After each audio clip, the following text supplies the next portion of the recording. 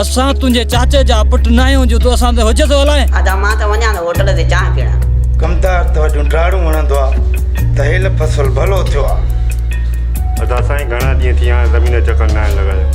ठीक आहे एतिरा मुतबर आयो कोन खोलींदासीं तव्हांजो अॻिना पाणी बसि न ॻाल्हि बि एतिरी। इहा ग़लती अगरि ॿीहर कई त असां माफ़ कोन कंदासीं। बाबा साईं मां बि फरादाराना ज़मीन ते कम ते वेंदुमि।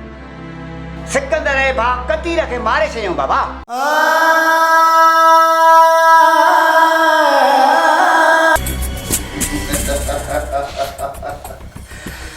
कमदार हाणे ये भई अहिड़ो वणंदा जोने के कोई छॾण वारो बि न हूंदो, छॾण वारो बि न हूंदो।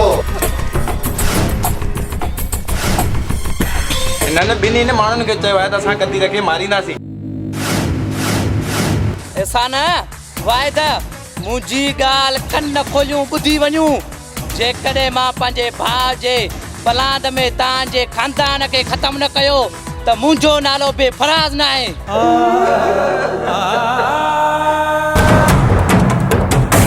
अदा हुजे ॾिसो दुश्मन अची विया। अदा बुखे रे हथियार।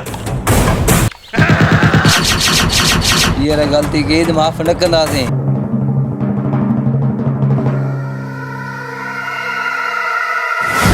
शो भला तोखे शादी ना है करनी छा? किथे हू खून जे बदले खून न कर।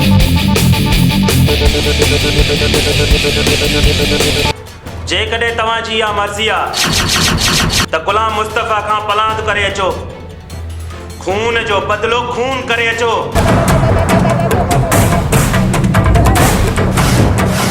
हाणे सिकंदर वारा ख़ामोश थी कोन वेंदा। छो जो गोश्त बख़्श ग़रीबनि खे जीअण जो हक़ न आहे।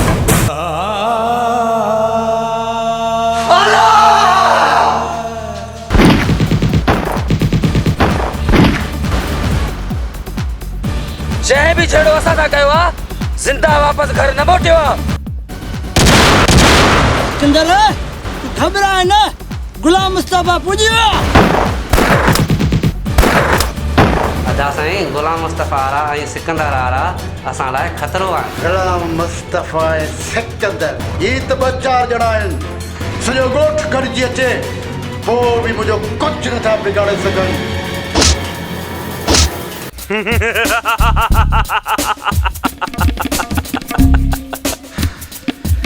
इते रखेसि न, हाणे वॾेरे खे ख़बर पवंदी।